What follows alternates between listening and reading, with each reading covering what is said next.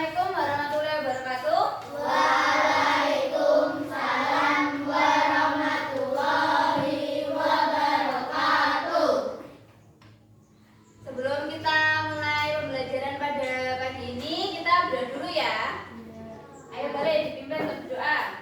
Berdoa mulai. Bismillahirrahmanirrahim. Alhamdulillahirabbil alamin. Arrahmanirrahim. Maliki yaumiddin. Iyyaka na'budu wa iyyaka nasta'in. Ihdinas siratal mustaqim. Siratal ladzina an'amta 'alaihim ghairil maghdubi 'alaihim waladdallin. Amin. Raditu billahi rabban wa bil islami dinan wa bi Muhammadin nabiyyan wa rasulan. Rabbi zidni ilman warzuqni fahman. Amin ya rabbal alamin. Hari ini ada yang tidak masuk? Ada. Devina aja. Sama Dava. Dua yang nggak masuk ya. Devina sama Dava. Saya. Selamat pagi. Pagi luar biasa. Iya. Ayo ulangi, yang semangat toh, saya isu-isu. Iya, ada saya belum sarapan tadi. Ada saya belum, Andi belum. Sarapan toh oleh pagi ki. Ya, biar semangat sekolah.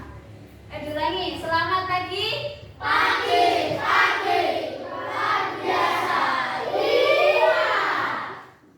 Apa kabarnya hari ini? Alhamdulillah luar biasa. Allahu Akbar. Yes.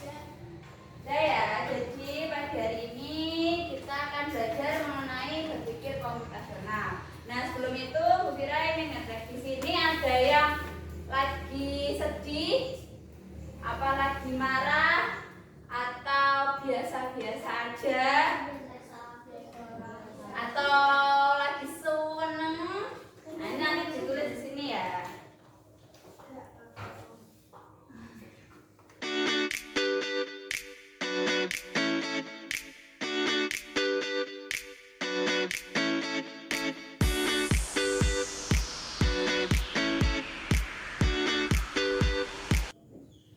Yang sudah bisa dikumpulkan dulu.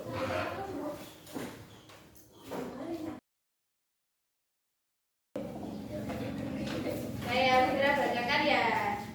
Tadi saya yang sedih 2 orang, yang biasa saja ini ada 1, 2, 3, 4, 5, 6, 7, yang senang ada 1, 2, 3, 4, 5, 6. Jadi banyak yang biasa aja, terus senang, terus baru sedih. Semoga yang sedih kesedihannya terobati ya. Sekarang kita mau belajar mengenai berpikir komputasional. Kalian pernah dengar coding? Hah? Gak pernah dengar coding? Pernah apa enggak jawabannya? Gak pernah. Kalau AI? Tahu ya AI. Ada di mana biasanya? Nah, di WA, ya saja tahu biasanya di atasnya itu loh metai AI ya. Nah, di situ. Nah, di sini kita nggak belajar piye caranya gawe AI itu enggak. Tapi gimana AI itu bekerja? Yaitu pakai namanya berpikir komputasional. Jadi ini tuh nggak cuma buat komputer aja. Berpikir komputasional itu juga harus kita pelajari. Karena dengan kita punya berpikir komputasional, kamu tuh bisa nyelesain masalah-masalah. Nah, ini ayo kita sekarang berpikir seperti komputer. Yang pertama, pernahkah kalian memecahkan masalah besar menjadi kecil? Misalnya, kalian punya masalah, apa sih masalah kalian nih? Jangan kira tanya, apa masalah kalian? Masalah terbesar kalian? Arek-arek sekolah ini apa masalah? Pakai PR. Iya. Ya, banyak PR ya. Terus apa meneh selain banyak PR? Mumet. Mumet kenapa latihan? Mikir apa?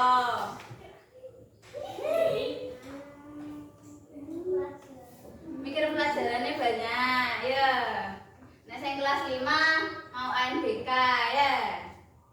Ya, berarti itu kan masalah terbesarnya kalian. Nah, harus dipecahkan menjadi bagian-bagian kecil. Berarti lek KPR kudu mbok catet iki PR apa aja. Jadi terus iso mbok centangi, oh wis sudah tak kerjakan. Oh, berarti kurang iki kok dikerjakan meneh gitu ya. Lah nek sing kelas 5 kan habis ini menghadapi ANBK. Nah, berarti ada literasi sama numerasi, ya dipelajari satu-satu. Bagaimana membuat cerita panjang bisa dimulai dari kata kunci. Biasanya cerita nih kancane aku mau berdolan ambek Naila, lalu Naila berdolan kayak gitu ya. Nah, kan cerita berarti harus apa Run? Tuh dari pagi tuh apa dari kamu ketemu sampai kamu balik lagi ke rumah kayak gitu ya. Jadi cerita itu harus untuk. Nah, tujuan pembelajaran kita sekarang itu memahami konsep dasar berpikir komputasional dengan membuat karangan narasi menggunakan baju kata. Jadi nanti kalian ngarang narasi. Tahu ya narasi ya? Cerita pakai dadu. Jadi kita nanti main-main ya. Nah, sebelum itu Bu Fira mengenalkan berpikir komputasional itu apa. Ya, diperhatikan videonya. Pengenalan computational thinking. Hai teman kece, coba tebak apa artinya computational thinking atau berpikir komputasional? Adakah yang bermata jeli dan melihat kata komputasional di sini? Jadi mungkin ada hubungannya dengan komputer ya? Iya, betul sekali. Jempol buat kamu yang sudah menebak dengan benar. Berpikir komputasional adalah proses berpikir untuk menyelesaikan masalah dengan efektif dan efisien. Ini ya, jadi berpikir komputasional itu memang ada hubungannya dengan komputer. Nah, pengertian berpikir komputasional itu proses berpikir untuk menyelesaikan masalah dengan efektif dan efisien. Jadi tulis semua. Ya.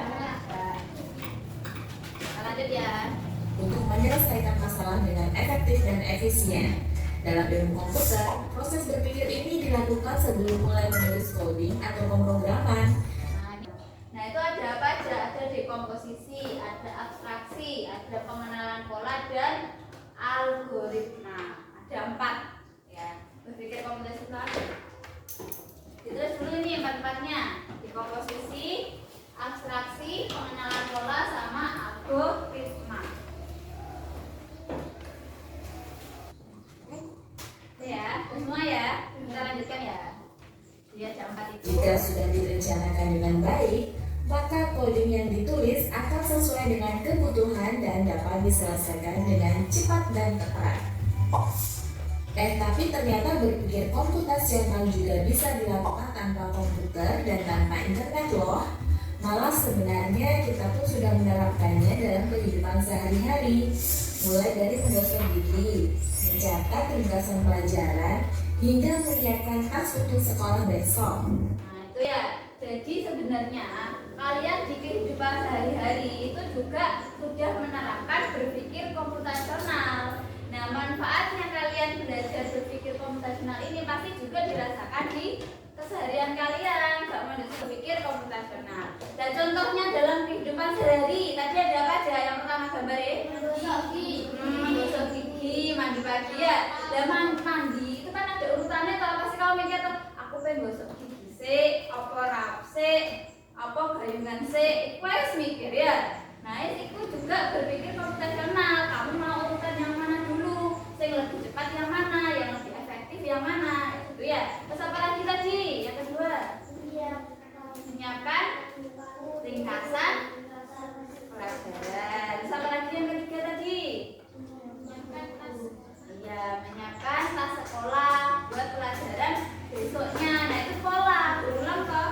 Ini pelajarannya kan sama semua toh ya, dari Senin sampai Sabtu, kok minggu depannya ya sama. Nah, itu pola yang sama. Jadi kalian itu harus ngerti. Berarti hari ini aku kudu nyiapin matematika sih, terus iki lanjut apa gitu ya.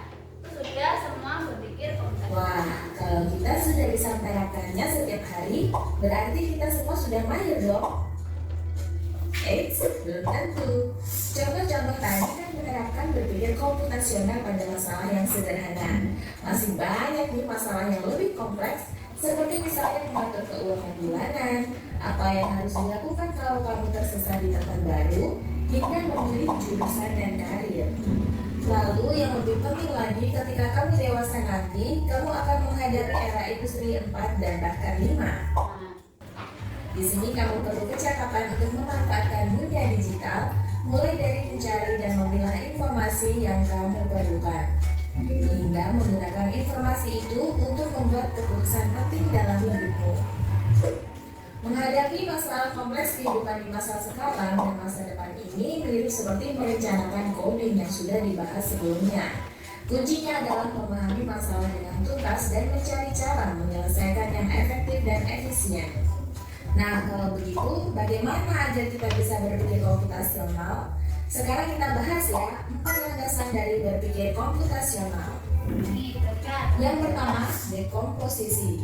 Dekomposisi artinya membagi masalah kompleks ke bagian yang lebih. Nah, ini tulis, dekomposisi itu dia membagi masalah kompleks jadi bagian-bagian yang lebih kecil. Di masalah besar kalian, PR Wakeku kan banyak, PR-nya ditulis, dikerjakan satu-satu. Selesaikan. Misalnya kamu ditunjuk jadi ketua panitia lomba 17-an, maka untuk memudahkan pelaksanaan, kamu bisa menuju panitia bagian acara, konstruksi, publikasi, keamanan, dan lainnya. Yang kedua, pengenalan pola. Artinya mencari kesamaan. Yang kedua, pengenalan pola. Jadi yang tadi dekomposisi, kalian bisa jadi panitia, nah kan ada ketua, sekretaris, bendahara, dan lain-lainnya. Jadi masalahnya diperkecil. Yang kedua, pengenalan pola. Mencari kesamaan di antara bagian-bagian yang sudah dipecah. Jadi dilihat polanya berulang.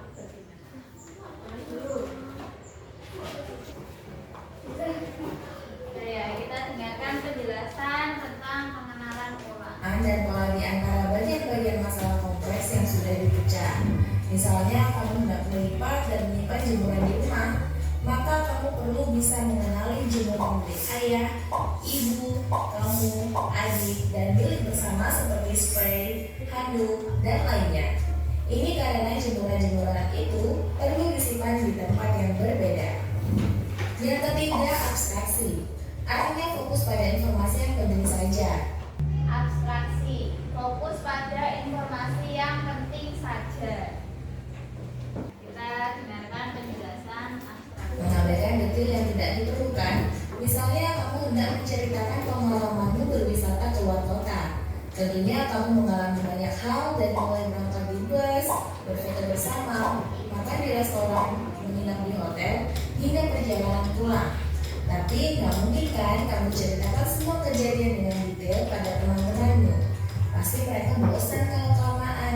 Jadi kamu harus mencari beberapa kejadian yang menarik saja untuk diceritakan pada teman. Yang terakhir, algoritma. Artinya membuat. Sekarang yang terakhir, algoritma, membuat langkah-langkah penyelesaian. Jadi tadi kita hanya berfokus pada hal-hal yang penting di abstraksi. Nah, kalau algoritma dia membuat langkah-langkah yang runtut, yang penyelesaiannya harus sistematis, kayak gitu ya. Jadi membuat langkah-langkah penyelesaian. Dia ada langkah-langkahnya, pertama harus ngapain, kedua, ketiga. Gitu.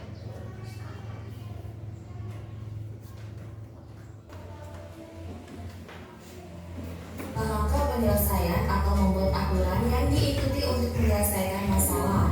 Misalnya kamu diberi daftar belanja di supermarket oleh ibu.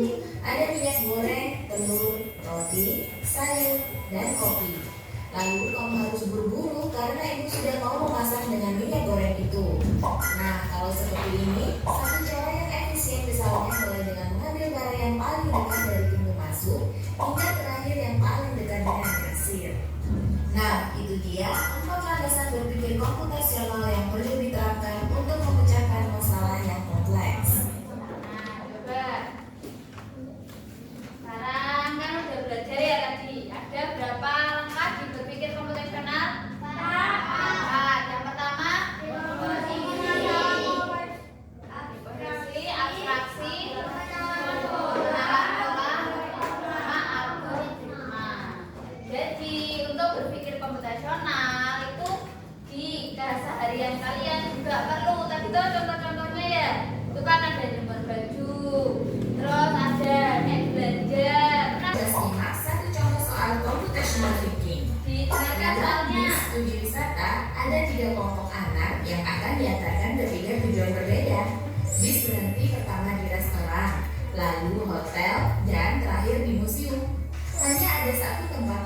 koper di samping bis yang hanya bisa dibuka dari satu pintu. Sopir bis ingin mengatur koper-koper penumpang hingga mudah dikeluarkan. Bantu supir bis menentukan urutan memasukkan koper-koper itu ke dalam tempat penyimpanan. Nah ini ya, ada 3 tempat pemberhentian. Pertama itu di restoran sini, terus di hotel, yang terakhir di museum. Nah tapi hanya ada 1 pintu, jadi cuma bukanya cuma sekali. Ya biar efisien, berarti siapa dulu nih yang paling dimasukkan pertama dan yang paling terakhir. Ini kan menentukan urutan-urutan memasukkan koper-koper ke dalam tempat penyimpanan. Jadi siapa yang pertama, kedua, dan ketiga? Ayo coba dipikirkan. Yang mau ke restoran dulu, ke hotel, atau ke museum? Museum. Museum. Terus yang kedua? Hotel. Yang ketiga? Restoran. Restoran. Berarti restoran yang terakhir ya, restorannya ya. Kenapa begitu? Soalnya tujuannya yang pertama restoran. Jadi kan kita udah belajar tentang berpikir komputasional. Masih ingat pelajaran bahasa Indonesia tentang narasi cerita? Masih ya? Berarti narasi cerita itu apa? Cerita yang menceritakan apa? Ya, suatu kejadian atau peristiwa yang berpikir komputasional ya. Dengan cara apa? Dengan cara pakai jadu kata. Nah, jadu kata itu apa? Coba dibaca. Yang keras bacanya. Jadu kata itu apa? Nah, jadu ajaib. Jadu yang akan membantu kita membuat cerita setiap sisi. Jadu punya kata yang mewakili bagian dari cerita. Jadi jadu ajaib itu, jadu kan kubus ya. Kubus punya berapa sisi? 4. 6. Betul. Jadi ada 6 sisi. Nah, setiap sisinya nanti itu ada, kalau di sini contohnya kan gambar. Nah, kalau yang Bira buat itu nanti ada kata-kata. Tuh ya. Di situ ada apa aja? Ada tokoh, ada latar, ada masalah, terus solusinya atau perasaan dari tokohnya. Kayak gitu ya. Nah, ini itu seperti konsep dekomposisi. Kan masalah besar, kalian mau cerita sesuatu loh. Nah, bagian-bagian pentingnya dia jadi bagian-bagian kecil. Jadi tokohnya dulu siapa? Terus ono kejadian apa? Tempatnya di mana? Terus gimana kamu menyelesaikan masalahnya? Nah, ini hubungannya. Ada dekomposisi. Jadi tokoh, jadi latar, jadi masalah sama solusi. Dari cerita besar itu jadi bagian kecilnya. Terus polanya ada kesamaan kalau setiap cerita itu ya, ada tokohnya dan lain-lain. Abstraksinya itu kalian hanya fokus pada kata-kata yang ada di jadu ya. Misalnya di sini nggak ada kata-kata ibu, berarti ya nggak usah dibingung no, ibumu harus tulis apa enggak ya. Tapi kata-kata yang ada di jadu ini harus ditulis. Itu ya abstraksi, jadi hal penting saja yang kalian fokuskan. Kemudian algoritma. Nah, langkah-langkahnya nanti harus mengikuti instruksi dalam permainan ya. Jadi langkahnya harus jelas. Pertama kalian harus ngapain, kedua ngapain, ketiga ngapain, sampai jadi sebuah cerita. Sekarang ayo kita bermain jadu. Di sini ada 4 jadu ya. Yang warna kuning itu tokohnya. Nah, terus ada jadu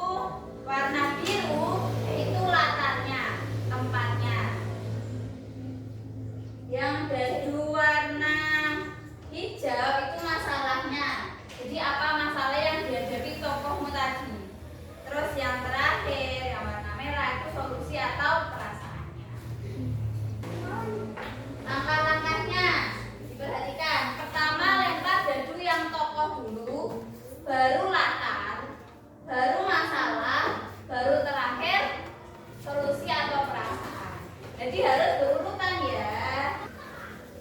Ini lembar kerjanya ya. Kalian kan ngotot dadu nih sak kelompok. Tokohnya dapat siapa ditulis. Latarnya dapat gimana ditulis. Masalahnya apa ditulis. Kemudian solusi atau perasaannya juga ditulis. Itu ya. Sekarang mari kita berkreasi dan berpikir.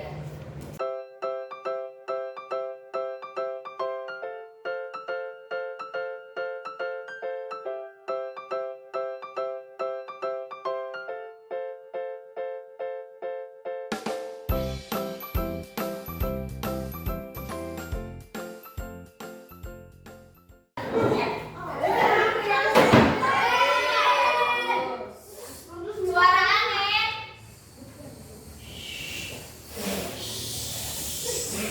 Diam semua. Saya, ayo dengarkan. Ini LKPD-nya.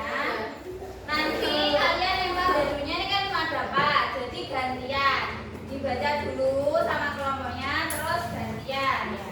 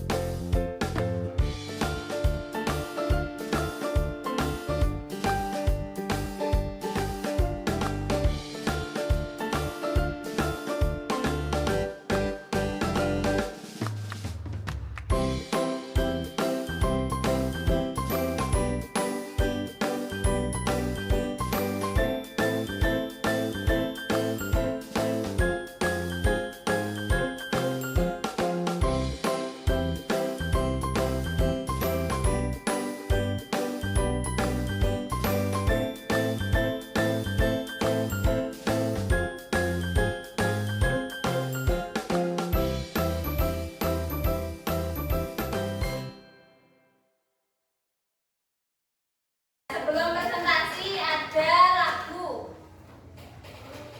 Tahu lagu di sini senang ya? Ya.